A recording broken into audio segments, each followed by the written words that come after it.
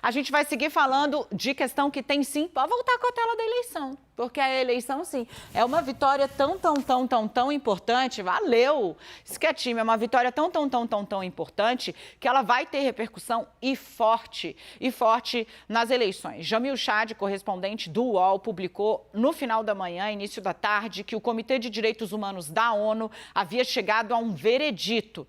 Luiz Inácio Lula da Silva recorreu à ONU há 6 anos, dizendo: eu estou sendo alvo de lawfare. O que é isso? É uma utilização, digamos, parcial, ou seja, tendenciosa dos instrumentos legais. Por parte de quem? Do hoje ex-juiz Sérgio Moro. A Thaís Arbex foi lá e confirmou.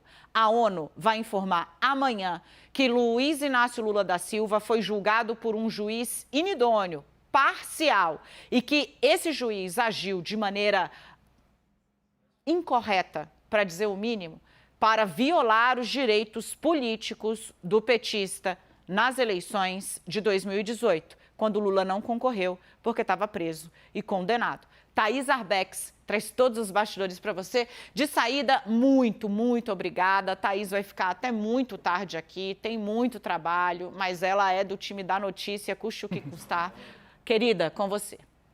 Boa tarde, Dani. Obrigada a você pelo espaço. Dani, como você disse, um caso que está no Comitê de Direitos Humanos da ONU desde 2016, quando os advogados do ex-presidente Lula, Cristiano Zanin e Valesca Teixeira Martins Zanin, ingressaram com essa ação lá no colegiado internacional. O que eles apontavam naquele momento, Dani? A gente estava vendo o início da Operação Lava Jato e naquele momento eles elencavam uma série de atos que teriam sido cometidos no âmbito da operação e que violavam principalmente o direito político do ex-presidente Lula. Naquele momento, eles apontavam, por exemplo, o fato do ex-presidente Lula ter sido preso numa carceragem da Polícia Federal, ter feito autorização para aquele depoimento forçado. Me ajuda a lembrar o nome técnico, Dani, desse depoimento?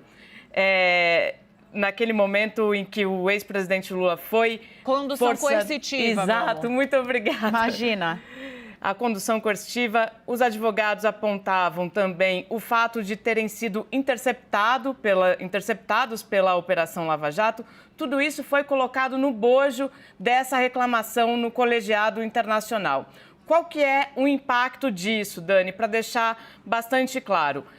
O Comitê de Direitos Humanos da ONU não tem nenhum caráter punitivo, ou seja, o juiz Sérgio Moro não vai ser punido com nenhuma pena prática. O Estado brasileiro não tem nenhuma pena prática, mas tem um efeito simbólico muito grande. Por quê? Porque o Brasil, o Estado brasileiro, é signatário de vários pactos internacionais. Entre eles, o pacto que o Comitê de Direitos Humanos da ONU supervisioniza. Então, esse é o caminho, é um impacto político e dá agora a narrativa para o ex-presidente Lula política, porque esse processo se arrastou durante todo esse período, desde 2016. Desde então, o governo brasileiro foi instado a se manifestar na ONU. A própria defesa do ex-presidente Lula elencou ali, colocou no processo uma série de novas informações, foi agregando informações a esse processo. O governo brasileiro, o Estado brasileiro. Por que eu digo o Estado brasileiro? Porque essas manifestações, elas independem de quem esteja no comando do Palácio do Planalto. Elas são feitas mesmo pelo Estado brasileiro, pela Advocacia Geral da União, pelo próprio Itamaraty. Então, o Estado brasileiro se manifestou durante todo esse período.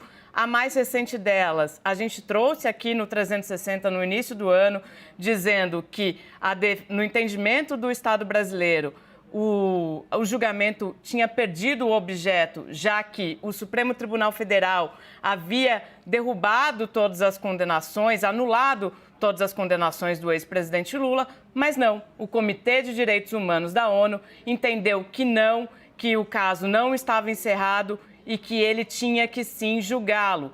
E foi o que aconteceu nesta quarta-feira. O Comitê de Direitos Humanos entendeu que tinha que julgar mesmo com as decisões do Supremo Tribunal Federal e entendeu que houve, sim, parcialidade na condução dos processos contra o ex-presidente Lula e que, acima de tudo, ele teve os seus direitos políticos violados em 2018, quando não pôde participar das eleições presidenciais. Para vocês entenderem um pouco como esse processo funcionou, quando a defesa de Luiz Inácio Lula da Silva ingressa na ONU, muita gente falou, pataquada, mas qual era a argumentação deles, né? De que eles vão à ONU quando todos os instrumentos jurídicos possíveis de um país falham para identificar grave lesão aos direitos de alguém, que nesse caso seria o ex-presidente Lula.